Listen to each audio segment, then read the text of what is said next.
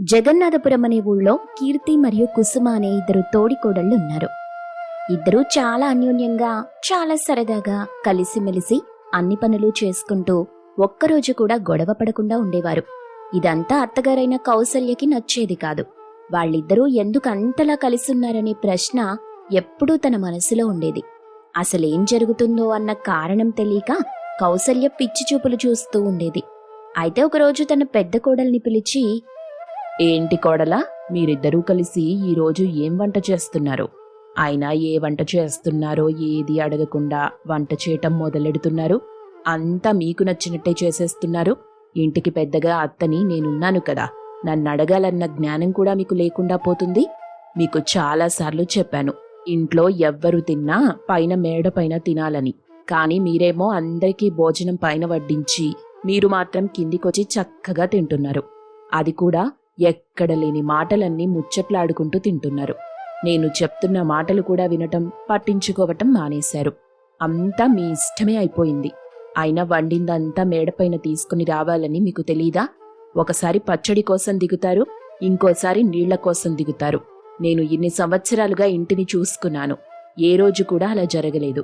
కానీ మీకప్పచెప్పిన కొన్ని రోజులకే మీరెలా చేస్తున్నారో నాకు బాగా అర్థమవుతుంది.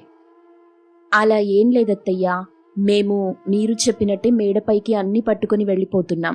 కాని మీరంతా భోంచేశాక అవన్నీ కిందకు తెచ్చి తోమి కొంచెం పనులు సర్దుకున్నాక తింటున్నాం కదా. మళ్ళీ మేడ మీదకెక్కాలంటే నీరసం వస్తుంది. అందుకే కింద కూర్చొనే తినేస్తున్నాం. పైగా కూరలంటారా, మీరేవైతే తెచ్చి పెడుతున్నారో అవేగా వండుతున్నాం. అందులో మాకు నచ్చిన వంటలేమున్నాయి అత్తయ్యా?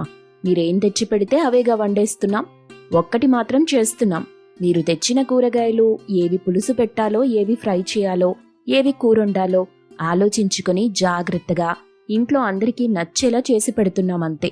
మీరు చెప్పారు కదా అత్తయ్య, ఈసారి నుండి మేం కూడా మేడపైకొచ్చి భోజనం చేసి అప్పుడు మిగతా పనులు చేస్తానులేండి. అయినా కింద అన్ని వండి పైకి తేవటం ఎంత కష్టంగా ఉంటుందో మీకు అర్థమవుతుందా? ఇంకా ఇంట్లో అన్ని పనులు చూసుకుని ప్రశాంతంగా కింద కూర్చొని తింటున్నామంటే మీరది కూడా వద్దంటున్నారు. ఇదెక్కడి న్యాయం అత్తయ్య గారు? ఏంటే నాకే ఎదురు సమాధానం చెప్తున్నావు?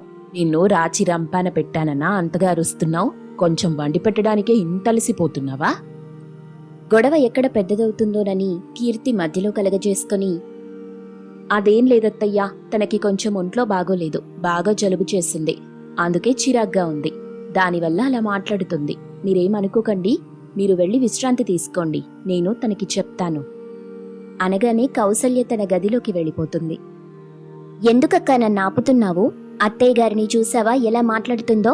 అయినా వీళ్ళందరూ రోజుకు ఎన్నిసార్లు తింటారు? పోనీ టీ కాఫీలైనా కింద తాగుతారంటే అది కూడా లేదు. ఆ పైన ఏం దాచిపెట్టారో నాకు అర్థం కాదు గాని, వర్షమైనా తుఫానైనా పిడుగు పడినా అక్కడే తింటారేంటి? అసలు అక్కడేముందక్కా? వీళ్ళకి ఎన్నిసార్లు చెప్పినా ప్రతి ఒక్కరూ సాయంత్రం ఇంటికి రాగానే కాళ్ళు చేతులు కడుక్కొని పైకెళ్ళి కూర్చొని ఎవరి ఫోన్ వాళ్ళు చూసుకుంటూ ఉంటారు.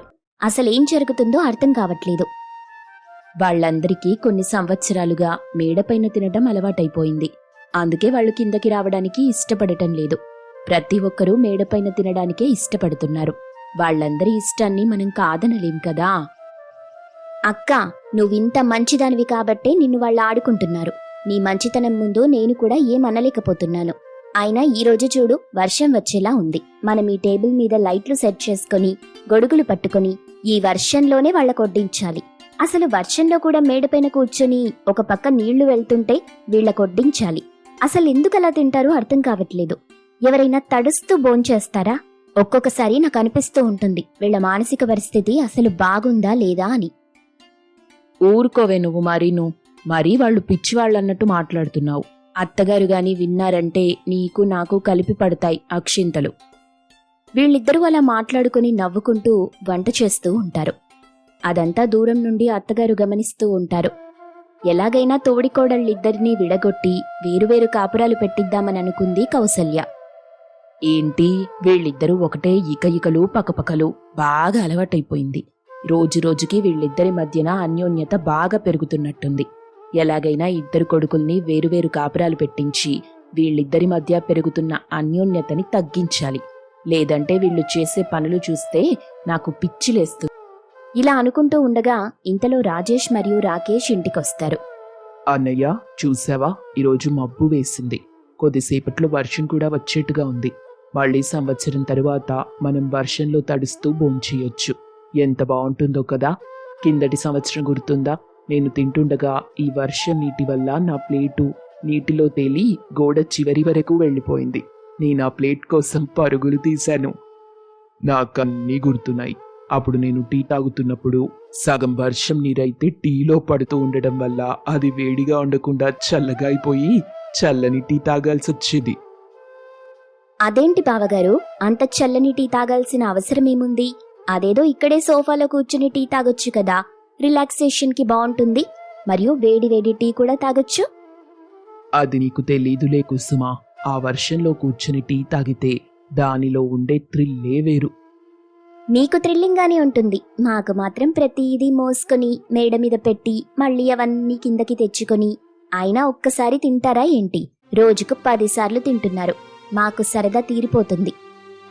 ఏంటి, ఏమంటున్నావు? ఏం లేదండి, మీరు బాగా థ్రిల్లింగ్ గా ఫీల్ అయి బాగా ఎంజాయ్ చేస్తున్నట్టున్నారని అంటున్నానంతే. కీర్తి, తొందరగా టీ తెచ్చివవా. నేను ఫ్రెష్ అప్ అయి మేడ మీదకి వెళ్తున్నాను. అక్కడ మనిద్దరం కూర్చొని టీ తాగుదాం, సరేనా? సరేనండి. బావగారు రోజు వచ్చి ఒక్క డైలాగ్ వేస్తారు, నువ్వేమో అన్నీ మర్చిపోయి అతను ప్రియమైన మాటలకి కరిగిపోతుంటావు.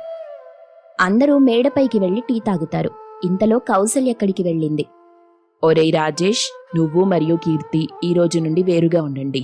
రాకేష్ మరియు కుసుమ మీరు వేరే వంట చేసుకోండి. మీ ఇద్దరిని నేను ఈరోజు విడగొడుతున్నాను.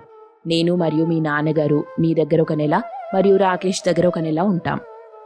అసలేం జరిగిందమ్మా? ఇలాంటి నిర్ణయం ఎందుకు తీసుకున్నావు? ఇలాంటి నిర్ణయం ఎందుకు తీసుకున్నానంటే, నువ్వు సంపాదించింది మీ వరకే ఖర్చు పెట్టుకో, మరియు రాకేష్ సంపాదించింది తన వరకే ఖర్చు పెట్టుకుంటాడు. మీ ఇద్దరి మధ్యన మనస్పర్ధలు రాకుండా ఇదే నాకు మంచి ఉపాయం అనిపించింది. కొద్ది రోజుల తర్వాత తనెక్కువ సంపాదిస్తున్నాడని నువ్వు, ఎక్కువ సంపాదిస్తున్నాడని తను, మధ్యలో మనస్పర్ధలొచ్చి మీ భార్యల మధ్య గొడవలు రావటం నాకిష్టం లేదు. ఈ రోజు నుండి దూరంగా ఉంటే మీరు అన్యోన్యంగా ఉంటారు కదా అని చెప్పేసి అక్కడి నుండి వెళ్ళిపోయింది. అసలు నాకెందుకు అత్తయ్య గారు మనల్ని ఇద్దరిని విడగొట్టాలనుకుంటున్నారనిపిస్తుందక్కా. మనిద్దరం సంతోషంగా మాట్లాడటం, సంతోషంగా కలిసి వంట చేయటం ఆవిడకి ఎప్పటి నుండో నచ్చటం లేదు. అసలు ఇవన్నీ మనసులో పెట్టుకుని మనల్ని విడగొట్టాలనుకుంటుందనిపిస్తుంది. నాకు వేరుగా ఉండటం అస్సలిష్టం లేదక్కా. నీతోనే కలిసి సరదాగా ఉండాలనుంది. ఇప్పుడు మన భర్తలకి చెప్పినా కూడా వినరు. మనమే ఏదో ఒకటి చేసి అత్తయ్య గారికి బుద్ధొచ్చేలా చెయ్యాలి అనుకుని ఇద్దరు కోడళ్ళు కలిసి కిందకొచ్చి అత్తగారు కౌసల్యతో, అత్తయ్య గారు, మీరు చెప్పింది మాకు బాగా నచ్చింది. మీరెలాగో మమ్మల్ని విడిపోమన్నారు కదా. నాకు చాలా రోజుల బట్టి ఈ ఇంట్లో ఉండటం ఇష్టం లేదు. నేను మన ఇంటికి దూరంగా ఒక ఇల్లు చూశాను, అక్కడుందాం అనుకుంటున్నాను. ఈ ఇంటిని విడగొట్టాలని మీరు రాకేష్కి చెప్పిన తరువాత ఈ విషయం నేను కూడా తనకి చెప్పాను. తను కూడా ఒప్పుకున్నాడు. మేమక్కడికి వెళ్ళిపోతాం. మీరుండాలనుకుంటే 1 నెల రోజుల పాటు మా ఇంటికొచ్చేయండి. ఇంకో విషయం ఏంటంటే, నేను పనిలో కూడా చేరిపోతున్నాను. ఇంటి పనుల కోసం ఒక మనిషిని కూడా పెడుతున్నాను. మీరు వచ్చినన్ని రోజులు ఆ పని మనిషిని తీసేస్తాను. మీరు లేనప్పుడు పని మనిషిని పెట్టుకుంటాను. మీరుండేటప్పుడైతే మీరే అన్ని పనులు చేసుకుంటారు కదా. అయినా నాకు మీ అబ్బాయికి భోజనం కూడా మీరే వండి పెడతారు. మీకెలాగూ అలవాటే అంటున్నారు కదా. ఇక నాకు ఈ మేడపైన కూర్చొని ఈ వర్షాల్లో తడుస్తూ తినాల్సిన అవసరం కూడా ఉండదు. అప్పుడు కౌసల్య మనసులో, ఓరి నాయనో, ఇది నాకన్నా కంచులా ఉంది.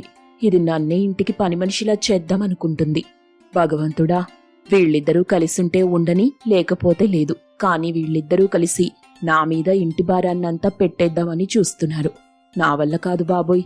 పైగా ఎంత చక్కగా మేడ మీద అందరం కలిసి సంతోషంగా ఉన్న రోజులు కూడా పోతాయి.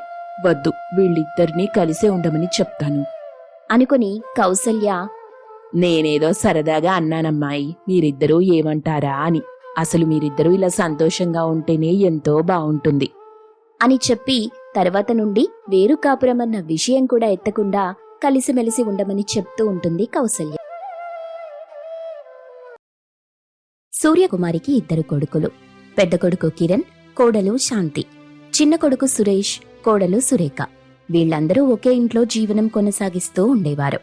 ఆ ఇంట్లో ఉన్న ప్రతి ఒక్కరికి టీవీ పిచ్చి ఎక్కువ. కానీ ఇంట్లో మాత్రం ఒకే ఒక్క టీవీ ఉండేది.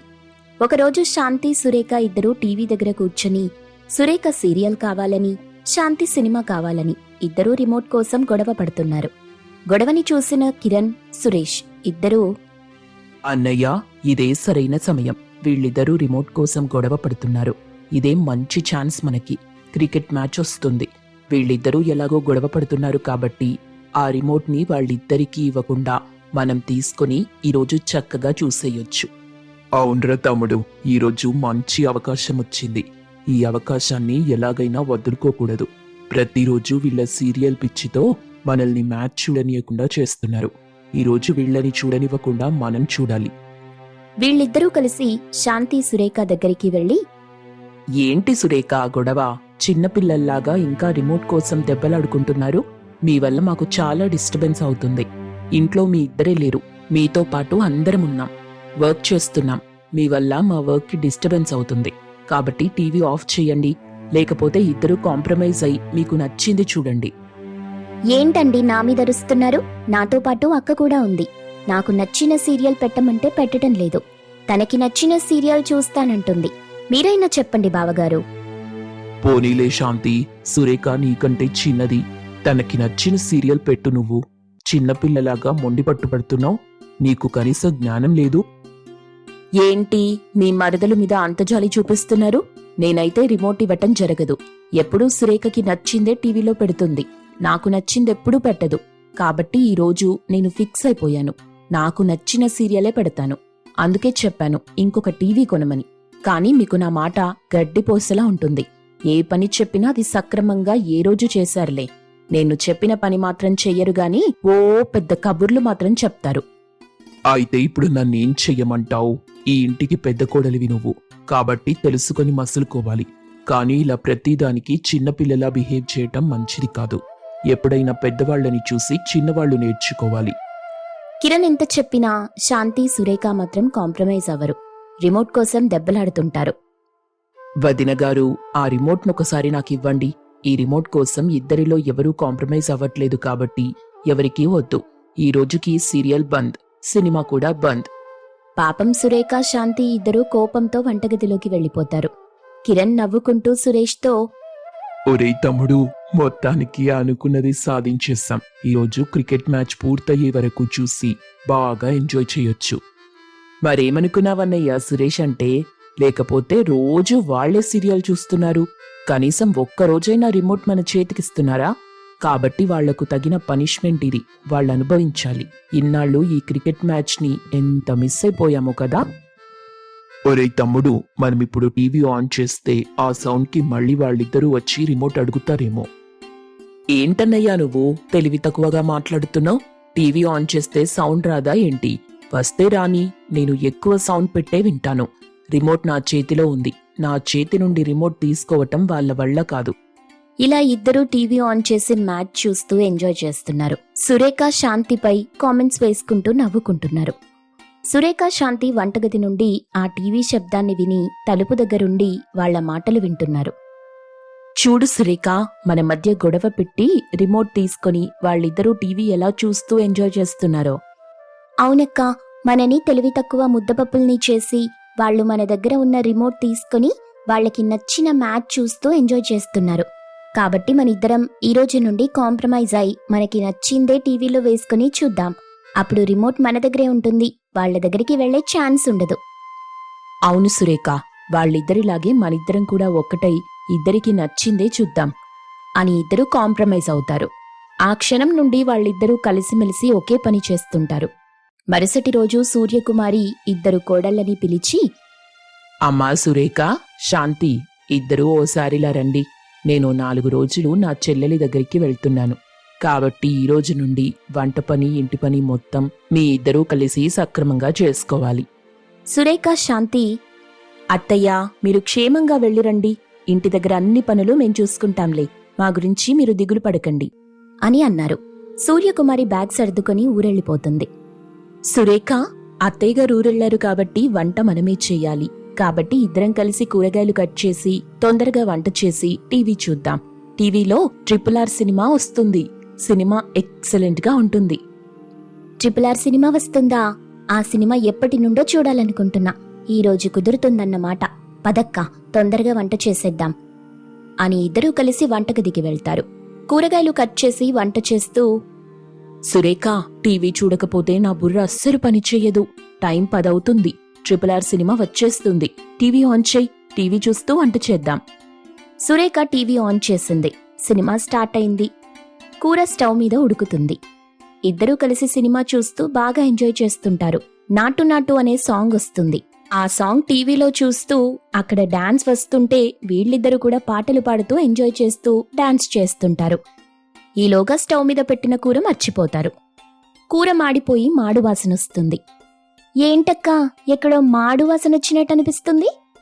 నాకటువంటి మాడువాసనేం రావట్లేదు. నేను బాగా పాటలో లీనమైపోయి డాన్స్ చేస్తున్నా. నువ్వు కూడా ఎంజాయ్ చెయ్యి. అత్తయ్యగారు కూడా ఇంట్లో లేరు. మనల్ని అడిగేవాళ్లే లేరు. అలా అనుకుని ఇద్దరూ ప్రపంచాన్ని మర్చిపోయేంతగా టీవీ చూస్తూ డాన్స్ చేస్తున్నారు. ఈలోగా కూర పూర్తిగా మాడిపోయి బొగ్గైపోయి పొగలొస్తాయి. ఆ పొగలు పట్టించుకోకుండా నాటు నాటు అంటూ పాటలు పాడుకుంటూ డాన్స్ చేస్తున్నారు. సురేష్, కిరణ్ ఆఫీస్ నుండి ఇంటికొచ్చేసరికి ఇల్లు మొత్తం పొగతో నిండిపోతుంది. వచ్చి చూసేసరికి కూర మాడిపోయి బొగ్గైపోయి పొగలొస్తుంటాయి. వీళ్ళిద్దరూ వాళ్ళిద్దరినీ ఎంత పిలిచినా పట్టించుకోరు. ఆ పొగలకి వాళ్ల ఊపిరాడక దగ్గుతూ బయటికొచ్చేస్తారు. కాసేపైన తరువాత సురేఖ, శాంతి కిరణ్ సురేష్ని చూసి, ఆఫీస్ నుండి ఎప్పుడొచ్చారండి? కాళ్ళు చేతులు కడుక్కొని రండి. మంచి గుత్తి వంకాయ కూర చేశాం. భోంచేద్దాం. సురేష్, కిరణ్ ఇద్దరూ కలిసి వాళ్లకెలాగైనా బుద్ధి చెప్పాలని ఏం తెలియనట్టు భోజనం దగ్గర కూర్చుంటారు. సురేఖ, శాంతి భోజనం తీసుకురావడానికి వంటగదికి వెళ్లి చూస్తే కూర మొత్తం మాడిపోయి బొగ్గులా ఉంటుంది. వీళ్ళిద్దరూ కంగారు పడుతూ ఇప్పుడేం చెయ్యాలి అని ఆలోచిస్తూ వంటగదిలోనే ఉండిపోతారు. ఏంటి శాంతి, భోజనం తీసుకొస్తానని చెప్పి అప్పుడు వెళ్లారు, ఇంకా తీసుకురావట్లేదు? మాకు బాగా ఆకలేస్తుంది. కడుపులో ఎలకలు పరిగెడుతున్నాయి. నాకిష్టమైన గుత్తి వంకాయ కూర వండాము అని చెప్పగానే ఇంకా పెద్ద ఎలుకలు పరిగెడుతున్నాయి. తొందరగా తీసుకురా. ఏవండి, అది... ఏంటి అక్కడే అది ఇది అంటూ ఉన్నావు? కూర తీసుకురా. శాంతి భయపడుతూ కూర తీసుకొచ్చి చూపిస్తుంది. కిరణ్, సురేష్ కూర చూసి, ఏంటి కూర తెమ్మంటే బొగ్గు తీసుకొచ్చావు? శాంతి, సురేఖ కంగారు పడుతూ, ఏమోనండి, కూరొండాము, కానీ ఇది బొగ్గెప్పుడైందో తెలియలేదు. బొగ్గెప్పుడైందో తెలియడానికి మీరు ఈ లోకంలో ఉంటే కదా. ఈ లోకాన్ని మర్చిపోయి సినిమా లోకంలో మునిగిపోయారు. మీరసలు ఆడవాళ్లేనా? అంతగా టీవీకి అడిక్ట్ అయిపోయే ఆడవాళ్లని నేను భూమి మీద ఇప్పటి వరకు చూడలేదు. పనికి మాలిన చెత్త ఫెలోస్లా తయారయ్యారు మీరు. ఏం చేస్తారో తెలీదు. అర్జెంటుగా మాకు కూర వండి పెట్టండి అంటూ పనిష్మెంట్ ఇస్తారు. పాపం సురేఖ, శాంతి ఏమీ అనలేక మళ్లీ కూర వండి పెట్టారు. అలా కొన్ని రోజులు గడుస్తూ ఉంటాయి. ఇద్దరూ చాలా జాగ్రత్తగా అన్ని పనులు పూర్తయ్యాక టీవీ చూస్తారు. ఒకరోజు సురేష్, సురేఖ, కిరణ్, శాంతి నలుగురూ కలిసి టీవీ దగ్గర కూర్చున్నారు. శాంతి టీవీ చూస్తూ అందరికీ భోజనం వడ్డిస్తుంది. కంచంలో భోజనాన్ని వడ్డించకుండా టీవీ మైకంలో ఉండి నేల మీద భోజనం వడ్డిస్తుంది. వాళ్లు కూడా అదే మైకంలో టీవీ చూస్తూ నేల మీద పెట్టిన భోజనం తింటారు. ఇలా తింటుండగా సూర్యకుమారి ఊరి నుండి వచ్చేస్తుంది. వాళ్ల తిండి చూసి డోర్ దగ్గరే చాలాసేపటి నుండి నిల్చుంది. వాళ్లకి టీవీ లోకం తప్ప ఏ లోకం కనిపించట్లేదు. వాళ్లని చూసిన సూర్యకుమారి కోపంగా, ఏంట్రా, కనీసం అమ్మనొచ్చానని కూడా పట్టించుకోవట్లేదు? అంత టీవీలో మునిగిపోయారు మీరు. ఎక్కడ భోజనం చేస్తున్నారో ఒకసారి చూసుకోండి. ఇంత లోకం మర్చిపోయి టీవీకి అంకితమైపోయారు. నేను లేనన్ని రోజులు ఇలాగే కంటిన్యూ చేశారా అని కోపంతో అంది. అలా అనేసరికి నలుగురూ నేలమీద చూశారు. భోజనం నేలమీదుంది. టీవీ ఉంటే మీరు మిమ్మల్ని కూడా మర్చిపోయే పరిస్థితికొచ్చేశారు. ఈ టీవీ ఉండకూడదు అని చెప్పి టీవీ కనెక్షన్ తీసేసి బయట షాప్లో అమ్మేస్తుంది. అప్పటి నుండి అందరూ కలిసి ఎవరి పనులు వాళ్లు సక్రమంగా చేసుకుంటూ చక్కగా జీవిస్తారు.